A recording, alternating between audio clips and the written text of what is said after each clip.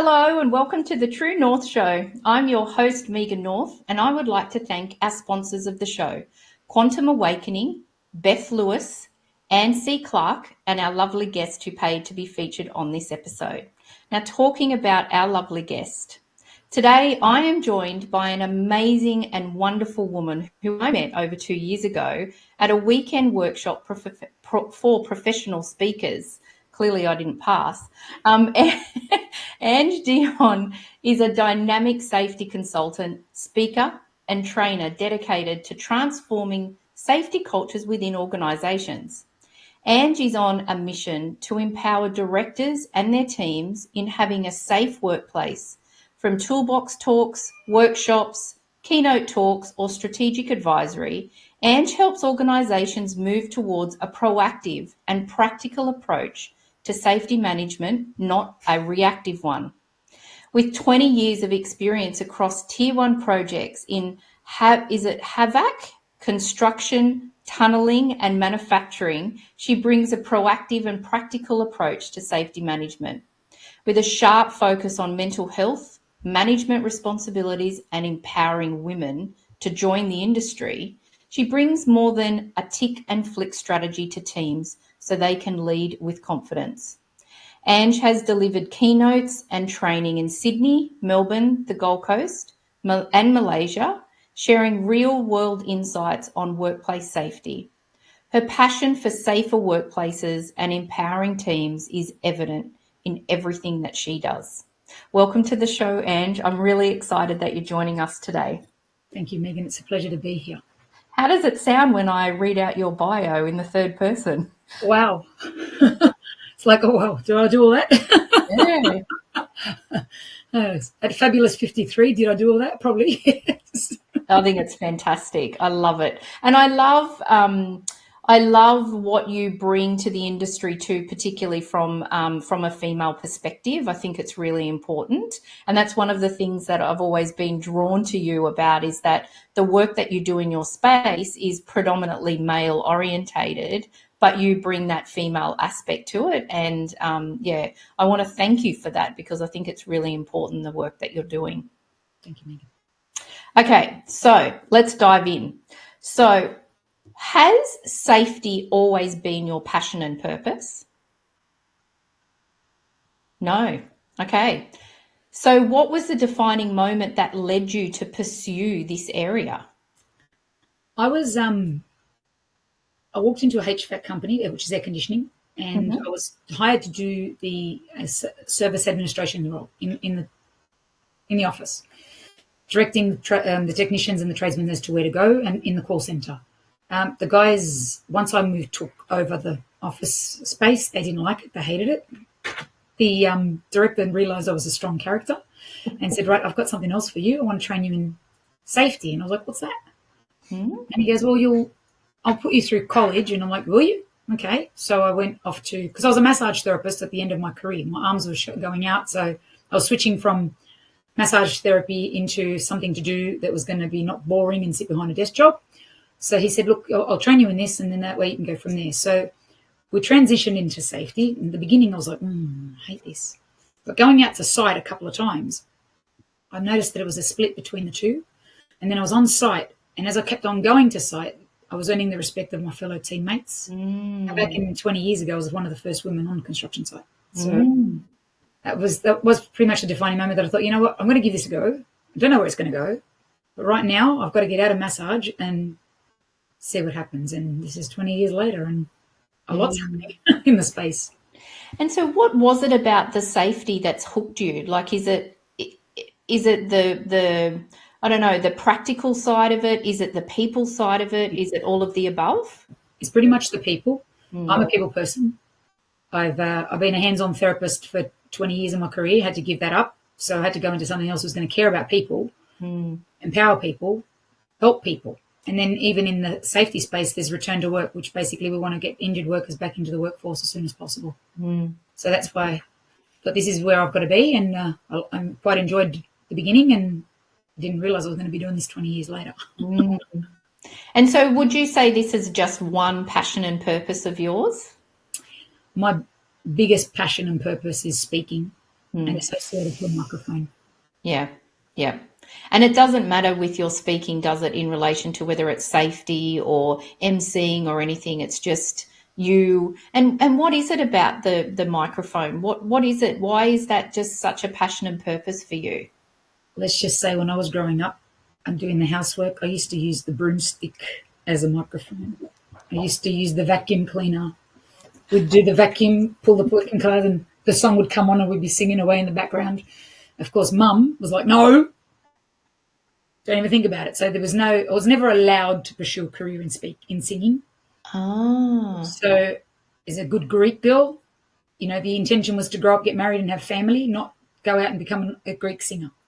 So that's the heartfelt. The passion is, and I always say this, I'm anybody's for a microphone. Others are anybody's for a glass of wine. I'm anybody's for a microphone. microphone. Throw me a mic and I'm there. Yeah, yeah. And so when one of the things that really resonated with me when we were doing our training was, I know it was said a few times that when you're on stage, it's not about you, it's about your audience. And so what is it about the audience that really lights you up when you're doing this work? When I'm speaking to an audience, it's about empowering them that they need to know this stuff. I know, I read, I study. You don't get to where I've come to in my career if you don't do the work, which is most of my life. If you don't do the work, nothing's going to change. Yeah. So in my case, it's about empowering people that are listening to my speaking or my singing or my speech or my presentations. Yeah. Yeah. And so it's got that real energy about it, about how can you make them feel. So I think, isn't there a saying, what is it? It's not. People remember you for how you make them feel. Yeah. And so do you feel that that's really in you? Yeah. Bringing the pink to your safety. Bringing the pink to your safety. Oh, okay. Is that the pink, like as in pink because it's feminine? It's because I have to remember to be feminine in a male-dominated industry. Yeah. You have to leave the male dominancy outside when I come home. Yeah, yeah. And so how do you do that when you're in like a male oriented, like if you're on site and it's really masculine, how do you bring the pink? I will either turn up in pink vest, or I've got if it depends on the site, because some sites don't allow you to wear pink. But if I'm going to do a presentation, I'm normally wearing high vis that's in pink. Yeah. And then from there on, it's a matter of heart space. Like we do everything from heart. Yeah. Go back to the color of love. Yeah. Red, pink. Yeah. Because I'm their friend. I'm not there to be loved by everybody. I'm there to be liked, but I'm also there to deliver some information. Yeah, absolutely. Yeah, liked and respected. Yeah, yeah. And when it comes to safety, that respect piece of, you being up there and being the voice, I suppose, of the organisation or the legislation, those sort of things, I think that respect is really big for you. Yes. Yeah. Okay. And do you what sort of things do you do to to inspire women to come into the industry? So, yeah. We might go into schools and have a chat to the students that are in year 10 thinking about leaving year 10. Mm-hmm. I'm actually a facilitator for an organisation where I train white card in construction. Mm-hmm. And I do the Cert 4 and the health and safety representatives training as well. So we come across and we meet people every day. So I always encourage women to step in. In my trainings, I always say, look, don't just get your training and then don't do anything with it. Step out. You'll learn more in the field than you'll learn behind a desk. Yeah, yeah, yeah. And is there, what sort of feedback do you get from the women who are nervous to be going into that industry? Is it because it's too masculine or they don't have the courage?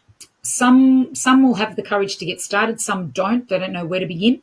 They don't know how they're going to be received. The truth is, the facts are that we've got 13% of the industry is female. Yeah. However, some of the guys out there are empowering the women to join us. Yes. So if they come, I've got a young tradie team that that's in my BNI chapter, and he's a plumber and he's got a female apprentice. And I was like, oh, love you. And he goes, why? And I go, because you're supporting women in the workforce. Like, he goes, yeah, she's really good. And then we're part of a group called Trades, Us in Trades, whereas there's young women in the industry, and just hearing their talks that supported by their bosses, or sometimes we'll hear that they're not supported. However, they're trying to get the support or earn the respect. Yeah. Yeah. So in situations, we might educate them or give them some tips on confidence. You know, don't let them walk all over you. Yeah. Yeah. And so from a mental health perspective, what sort of things do you do to prioritize your mental health, your well-being because I feel like that there's really two parts to you, right? Your deep passion and purpose is the microphone, but then you are very well known in the industry for the safety piece that you do as well. So do you feel like that you have different mental health strategies for each of those? Not necessarily. Ideally, mental health comes across everything you do. My mental health suffered a long time ago. I had a nervous breakdown in 2010. Okay. So since then, we try not to let others have it around us. So we support other people that are going through tough times, depression, anxiety. Yeah. I'm a trained ambassador I'm trained with company the Calm training, and I also do a lot of work with mental health first aid so we don't let people go too far. Yeah. Walking on site, there is a lot of mental health. We've got a lot of problems in construction. We've got a lot of mental health in businesses, and there's a stigma around it, and people need to speak about it.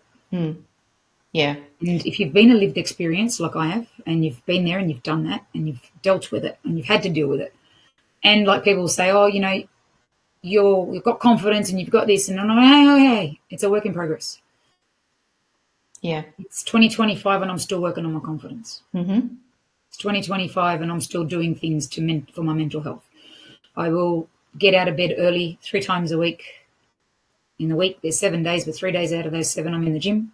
Do spin classes to keep myself physically fit and mentally supercharged. Yeah. It's a challenge. I will go for a walk. I stop if things are getting overloaded. I'll stop and have a coffee break, which means I might drive down to the local shopping centre, or I might go out the street, up the road to the local cafe and have coffee. I will check in with the team, the girls, the network behind me, so that I can debunk or de-stress, as I call it. I go, I need an ear or catch up. Yeah. Family dinner is imperative. I have a huge support network. My family is one of it, and pretty much dinner. I mean, I live with my parents. My parents are upstairs, so Mum just said before, I've cooked, and I said, great, don't worry, I'm coming to see you as soon as I'm done working today. She goes, are you going to pop in to visit, are you? I said, yes. So pop up and see Mum and Dad, who are 83 and 72, and they love visitors, as they call us, because I live downstairs, they live upstairs. Yeah. So it just breaks the monotony, breaks routine, and wherever I can, I do whatever I need to do to stop. Like, I'm consciously aware of what I need to do for Ange so that I can continue serving. Yeah. Because if your cup isn't filled and if you're not in a good space, then you're no good to anyone else, right? No, absolutely. And I have been in that cup where that cup has been runneth over. Yes. It's been, and I'm a giver and a server. I will serve till I can serve no more. But at this point in my life, I draw the line. So two things around that. So do you find that one of the things that I talk to people about from a mental health and well-being point of view is when you get overwhelmed, a lot of people say, oh, I don't have an hour to go to the gym. I don't have an hour to do this. I can't. And what I suggest to them is to have a toolkit of lots of different options for different times, right? So if you do have an hour, what would you do? If you've got half an hour, what things would you do? If you've only got 5 minutes, what would you do? And so are they the sort of things that you've got in your toolkit that you've kind of collected over the time? When I started my weight loss journey a couple of years ago, the doctor said, I want you to walk every day for an hour. And I was like, Then I had to spend post-surgery and 45 minutes minimum on a treadmill every night. And I was like, so now it's like you tell me to get on a treadmill and I'll think about it. But incidental exercise, rather than take the car, go down the street to grab the coffee and come back again, I'm just going to go for a quick walk. It's going to give me some fresh air. Yeah. Today I'm not going anywhere. It's raining. No chance am I leaving the front door. No way. So today I'm going to have to think about something else to do. I've taken a bit of a break today to re-energize and to prepare for today, obviously. Yeah. I took some time out to grab a cup of coffee with my partner. He was going off to work this afternoon. So I said, I'll take you to the station, drive you to the station, we'll have coffee together. Then I've come back. I've put on an audio book where I wanted to listen to a chapter about some questions about my self-worth. And then this evening I'm going up to mum and dad's to have dinner. So yeah, small incidental things that'll take about 15, 20 minutes here or there that'll give you your hour without noticing. I think, and this is what I encourage my people to do, because when I talk to people, I say, just do what you can. And if you can do 10, like one of my 7 days is Take 10 Tuesday. And it says, take 10. Take 10 to stop and smell the roses. Take 10 to go and say hello to a stranger. Take 10 to buy somebody a coffee in a cafe that didn't see it coming. An act of kindness. Just take 10. Just do something in 10 minutes that you wouldn't normally do on a daily basis. Yeah. And you'll see how you feel afterwards. Yeah. Yeah. Yeah, I love that. I really love that, because I think it's important that we have that toolkit filled with lots of different options, because as you said, like today it's raining. Like I know I'm in Sydney too, so I don't want to go out. It's horrible out there. But then what do you do then from a mindful point of view, that then you can go, okay, well, I'm not going outside, so what can I do inside?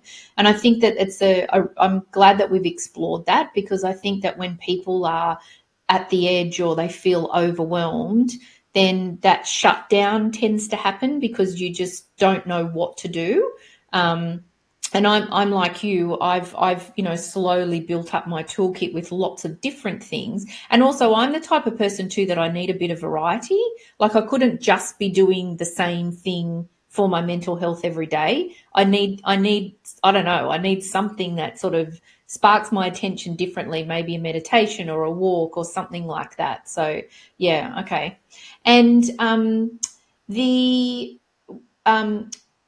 what sort of advice would you give to someone who like is listening to this and just struggling at the moment? Like what's one tip that you could give someone? The biggest tip I got in my life was, there's somebody else is suffering worse than you are. That's what I was always told. And there's no problem without a solution. There is always a solution to a problem. Now, the biggest thing I say is, if you're struggling, you need to reach out. Yeah. You don't do it on your own. Yeah.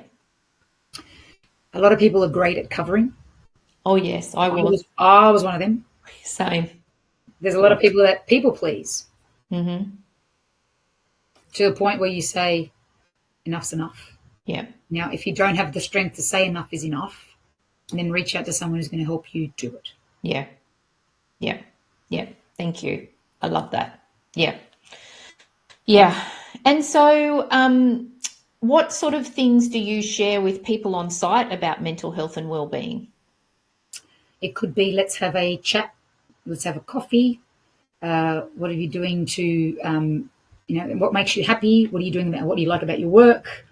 And most of the times I hear, I love my job, but there's so much pressure here, I don't know what to do with myself. And I go, well, let's do what we can in the time that we're here. Yeah, okay. No more. Yeah, yeah. And just that talking to someone too, isn't it? It's just being able to just talk to someone, and the listening is really important. Yeah. I haven't shared this for a while, but I've always saying to people that, did you know that the same letters to spell listen is the same letters to spell silent? So powerful. Yeah. Yeah.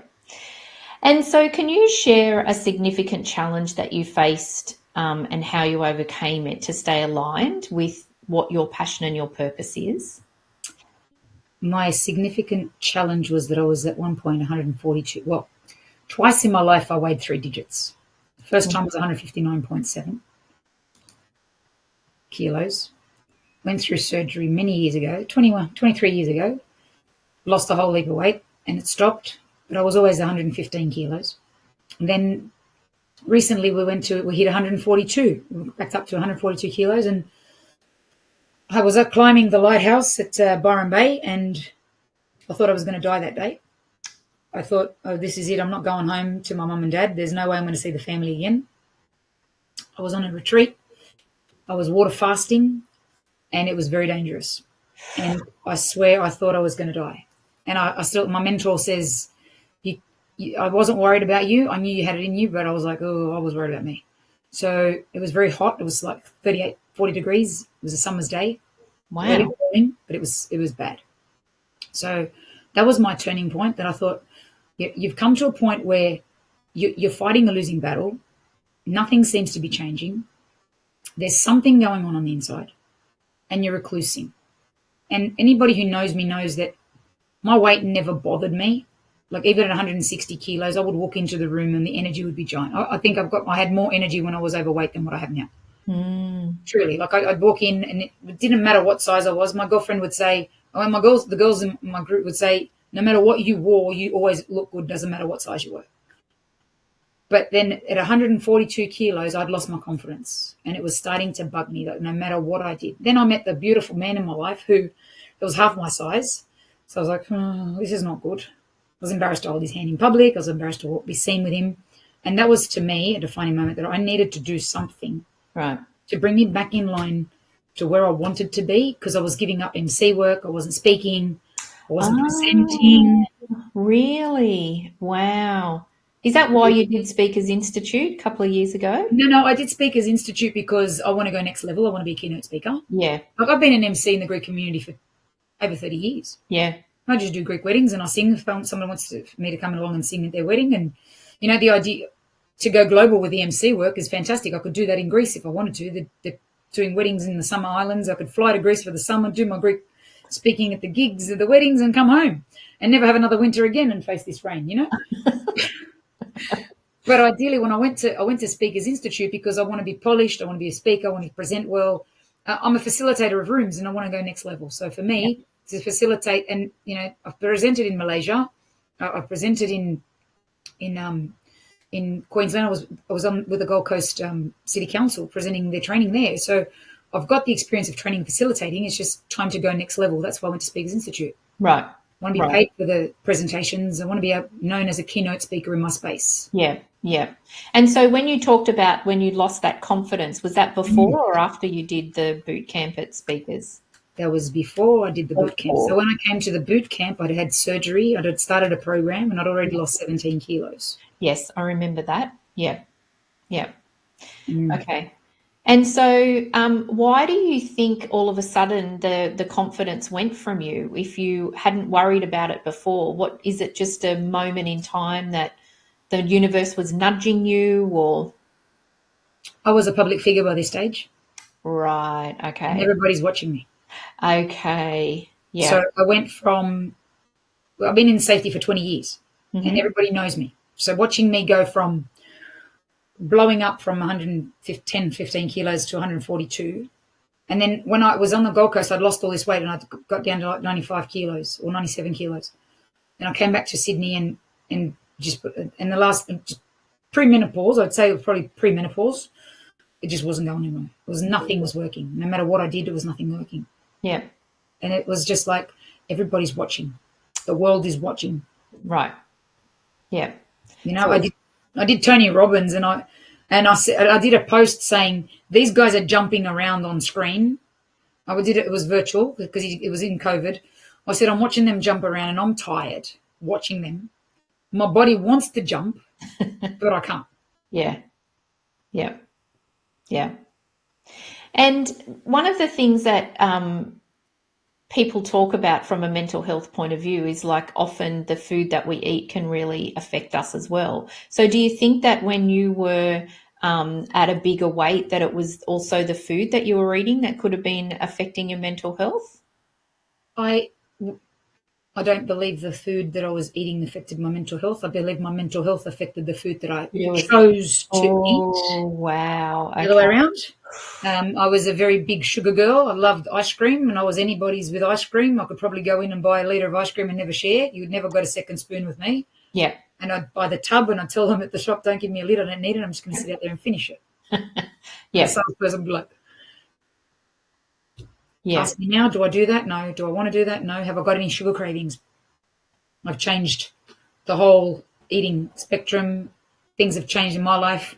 Now I'm conscious of what I'm doing. Yeah. It's a huge difference. Yeah, thank you. I'm actually really glad I asked that question because it's a really great, very different perspective on the way that you talk about that.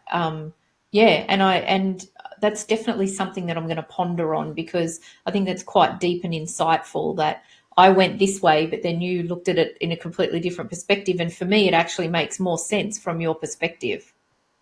They say we choose what we eat, or we are what we eat. Yeah.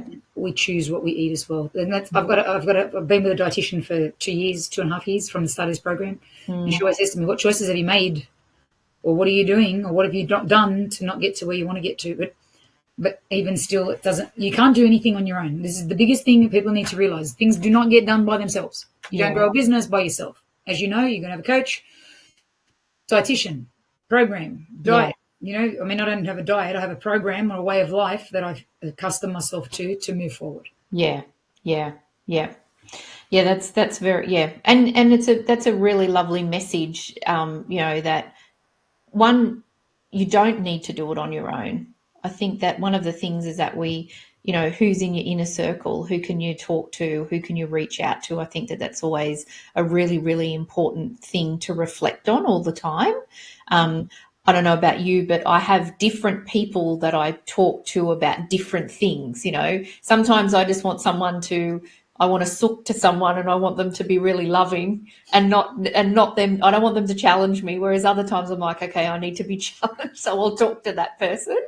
I think that it's really important that the range of people that you have in your inner circle as well, I think is really important. Most definitely. Yeah.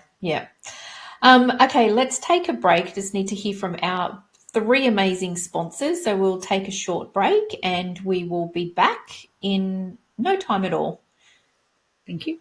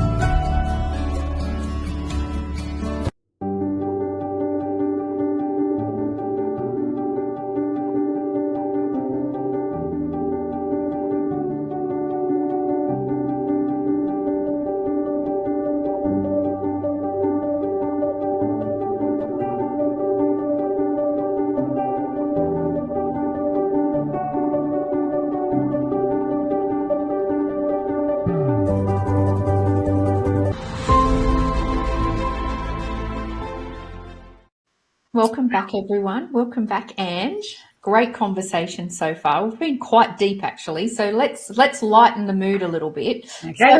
So you talked about that your first career was massage therapist. Mm-hmm. Then you've moved into safety, and then your ultimate goal is to be on stage. So I think that, or do you think that people get really focused on this is the only career that I can have and I can't change? No? Good. If Good. they do, let's change it. Yeah, yeah, yeah. I think that we need to be able to evolve, right? I think it's okay for people to change. I think particularly in this day and age, I think people often have side hustles and smaller businesses, or they might be doing two or three different things. So with your change from massage therapy to safety, was the massage therapy something that you didn't enjoy anymore, or did you have to change into to something else because from a health perspective, or? My shoulders went. My Ah, shoulders were suffering yeah, after nearly 20 years of massaging. yes, So in my career as a massage therapist, I always held a part-time job in the mornings, and then I'd go out and massage from about lunchtime onwards. right, So the income came in of a morning, and then in the afternoon, I was booked out Monday through to Saturday. And if somebody cancelled, then I didn't stress because I'd already earned a retainer that paid the mortgage.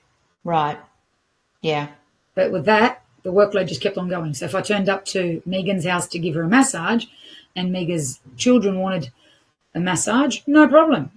Next, when I finish here, the next person comes on. So I'd go to one appointment and there'd be 2 or 3 at one household. right, And it just kept on blowing out to the point where I was doing 8 or 10 hours of massage a night. right. Okay, wow. Mm.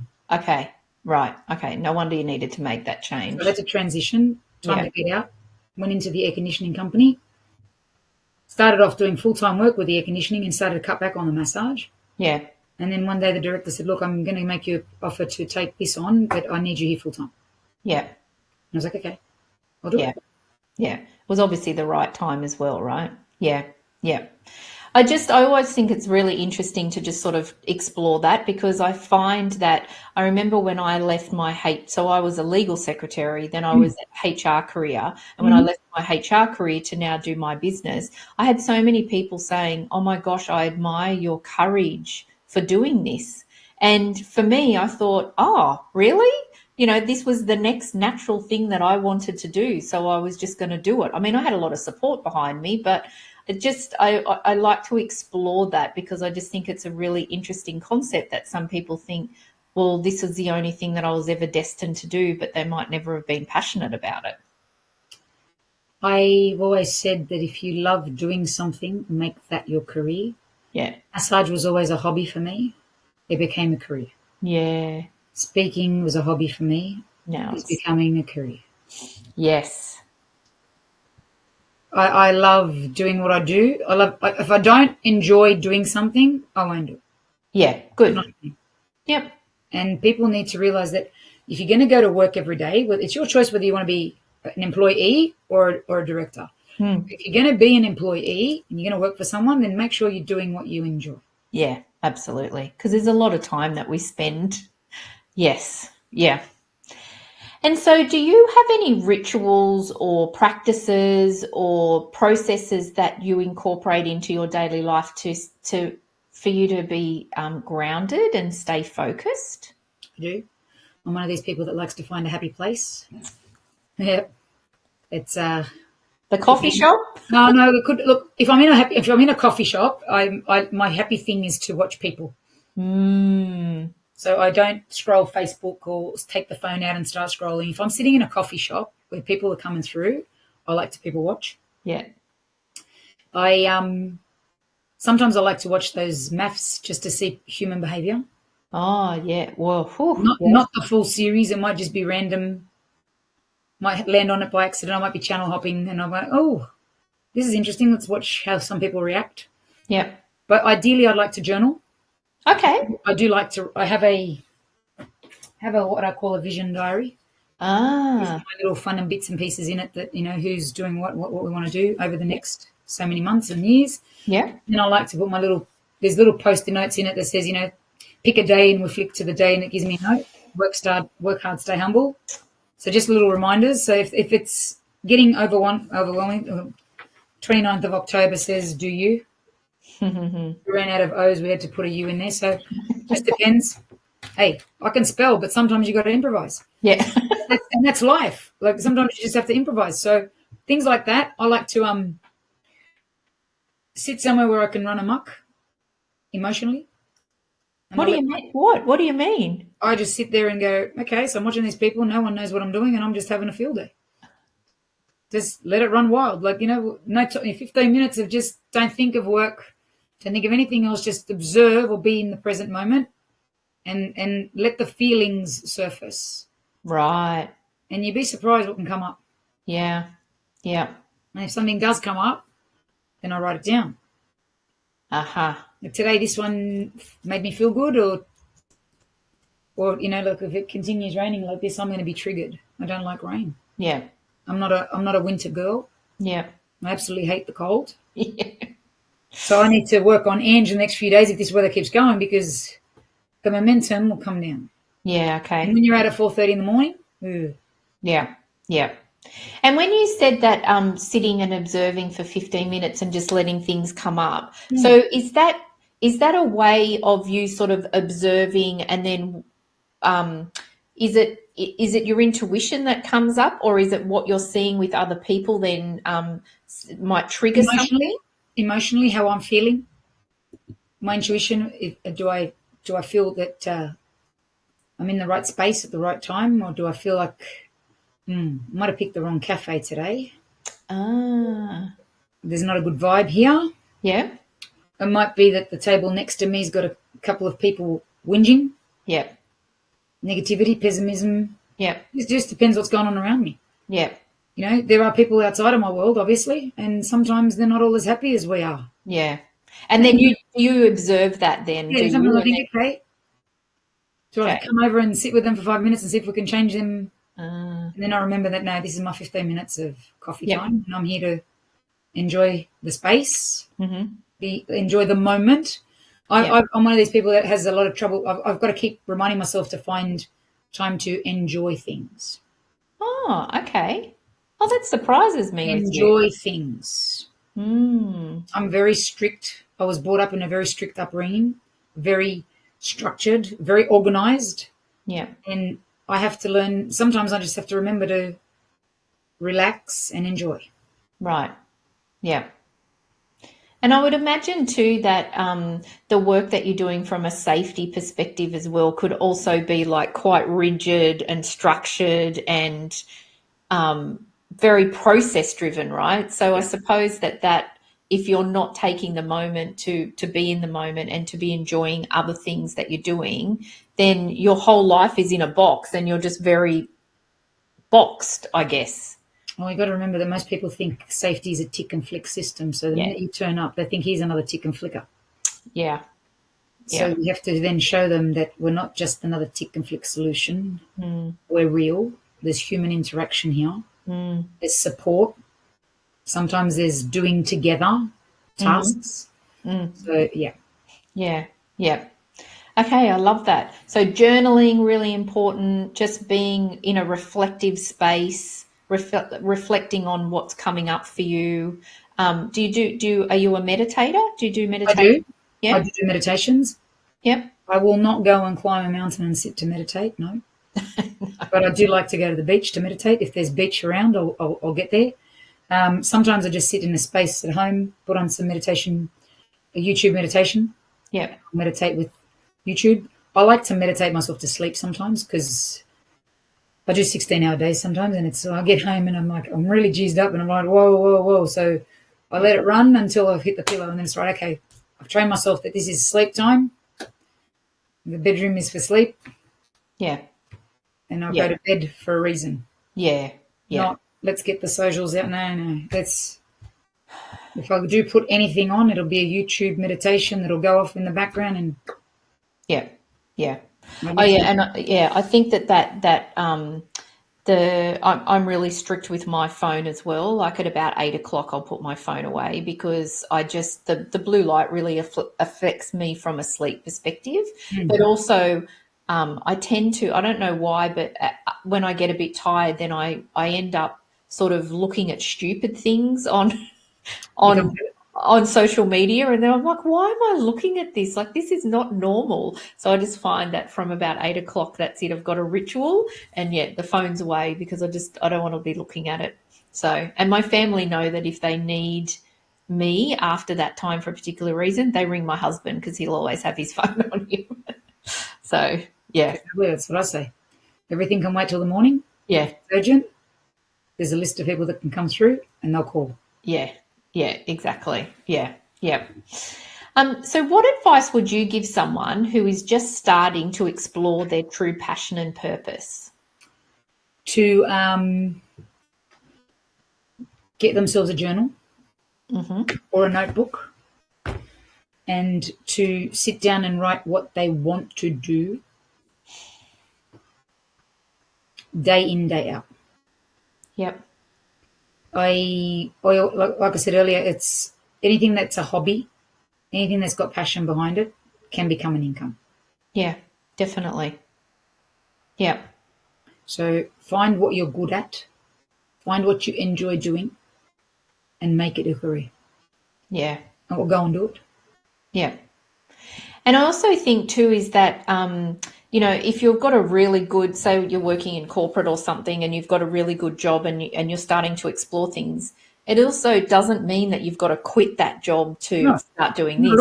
Often, do a side thing, start it on the side and see whether, for you in particular, your massage piece became so big that then it wasn't really a hobby anymore. It was really your job. It was my career for 19 years. Yeah. It was a very good career. Yes. However, the body wasn't following. Yeah. So I had to switch it up and do something different. But I've never, ever been in a one job or one role situation. Yeah. I like the variety. Yeah. I love people say to me, how can you, on a Saturday night after the whole week, how can you get dressed up and go to dinner? I said, easy. I love it. Because you love it. I love it. I'm not working. I love it. I'm going to get dressed up. Someone's invited me to their wedding for dinner. I'll take it as a dinner invitation. Thank you very much. I'm coming. Yeah. So I'll go and present. I'll go and put my gear on and I turn up and they don't recognize me half the time. They're like, and I go, I go, I'm your MC. They go, what? You didn't look like that when you came. I said, I don't dress like this to come to see you for coffee. Because when you meet we meet before the wedding to discuss the wedding. And then on the night, I turn up in corporate gear or nice black, elegant, classy dress, 7-inch stilettos, hair, makeup, and they go, wow. Oh, 7-inch stilettos. Yeah. And that was another reason why I went into hiding because, I couldn't wear them. I couldn't, it just didn't, the whole concept just didn't look right. Of course. Yes. Yeah. Yes. And so when someone asks you to be an MC for their wedding, is it usually people that you know or is it a referral? It's a referral. Right. Okay. So they've seen you before. They've seen me at a wedding. The couples that I've gone through that I had a call from recently, they were like, they saw me at a wedding. Mind you, they saw me just before I went into surgery at 135 kilos. And then they met me recently and they're like, are you the same? I think it's got to be you. I said, it is me. It's just transformed me. Yeah. New me. Yeah. So they were like, oh, I just remember how we watched you and we loved everything you did on the day. And I said, well, there won't be any different now. Only difference is I'll be able to wear what I want to wear. I'll be able to pick a nice outfit and I won't be 135 kilos. Yeah. Yeah. And so what is the difference? Like, what's the spark that you bring to emceeing for the weddings? I always say I bring the bling. You bring the bling, right? I bring the sparkle because when I'm in the room. Yeah. I have that. People tell me I've got that energy. I have an energy that I come in the room. Yeah. So, and I've always been a confident girl and nothing's changed, I can tell you now. I've still got my confidence and I walk in and it's like, it's showtime. So when I get to the wedding to line up everybody before the wedding, it's like, okay, now it's on my cue, my show. It's your wedding, but it's my show. So we're going to run this ship like I'm the captain. And everyone goes, okay. So, and they can see it and they say, we just love how you put it all together. You say you're going to do this and you come out and do this. Yeah. You say you're going to turn up in black and I ask, what's the color theme? They go green. Okay. They go, do you want it? And I said, no, I don't want anything. I just want to know the color. Just send me a picture or show me the materials so I can match. And I'll get a rose or I'll put some accessories on me and it's always black with gold with bling. And then there's always a flower of some sort that represents the family. Yep. Or blend in with a bridal party. And they go, oh, you just present so well. And I said, well, I'm in your video. Yeah. And then it's the human connection. Look, you meet the MC before we turn up on the day. So you know who I am and you know what I'm going to bring. Yeah, I love that. I love it. And so when you're talking about, so the emceeing is really important to you. What else? Is singing something else that you really want to pursue? Well, look, let's just say that I was in Greece last year and I did I applied for the position on the Greek Voice, and it didn't come through while I was living in Greece for a year, and it came through last night. So I'm like, yeah, but I can't go because I was supposed to present tonight at 6 p.m. their time to Athens, and I was like, not physically possible to jump on a plane and get over there. Oh, yeah. So I replied saying, I'm sorry, I'm currently living in Australia, so I get to miss out. Now, if they come back and say stage 2 auditions happening in this month, be aware or be prepared.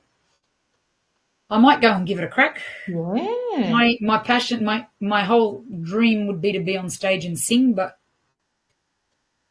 it's not something I'm going to pursue. I'd rather pursue. I always say to people, I'd rather be known as an inspirational speaker or a motivational speaker or an empowered woman speaker than a singer. Yeah. But we don't rule out anything that comes through. Yeah, good. Yeah, don't say no to, Don't say no, because after seeing that email, I was like, if only you could time travel. No, it doesn't matter. I've got other things I want to do in the future, so that's fine. Yeah. If it's meant to be, it'll be, and if it's not, then it's okay. It wasn't meant to be a singer. Yeah.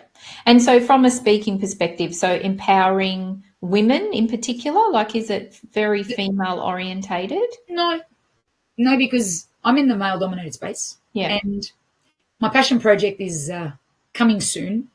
And I'll announce it to you today because I've been working on something in the pipeline, but we are going into the future is talks and workshops on sneakers, steel caps, or stilettos. Oh, I love that. They're the 3 pairs of shoes I normally wear on a daily basis. Yeah. You'll either catch me in a pair of sneakers, a pair of steel caps, or a pair of stilettos, whichever way I present.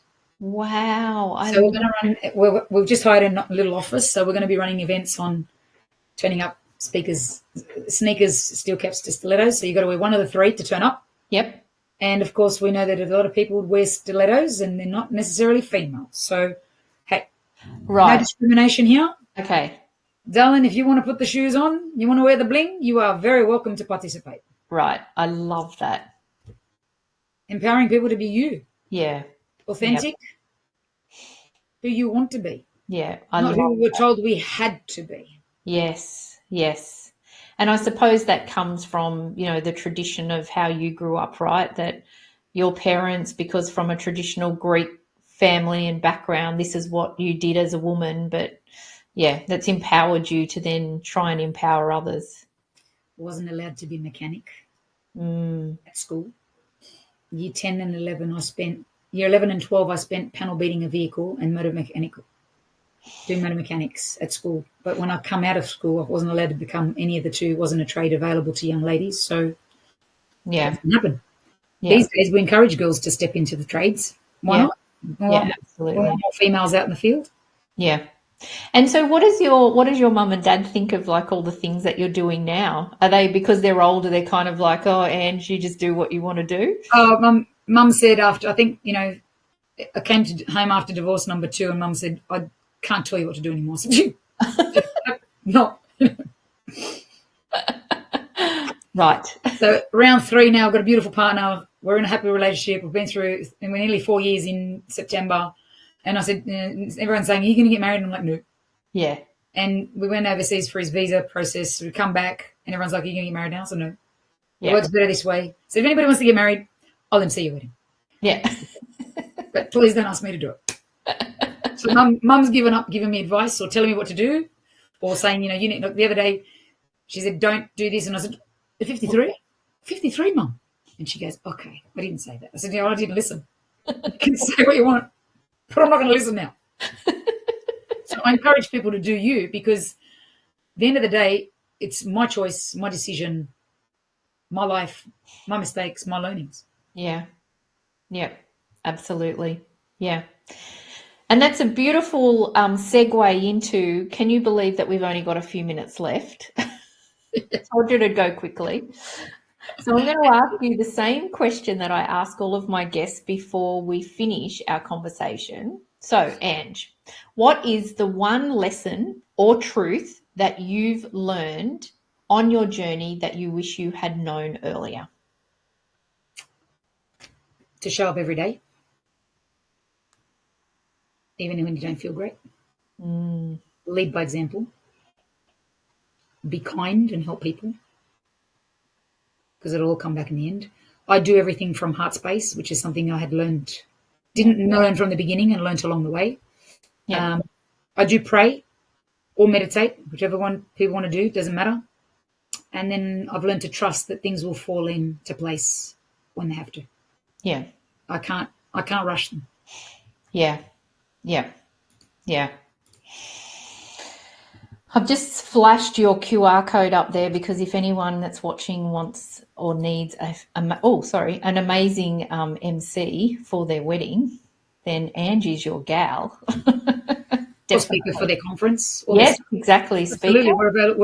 We're open to opportunities. Yes, yes. And with a few days' notice, you'll fly to places if you're going to fly. Look, I have put it out there this year that we're going global.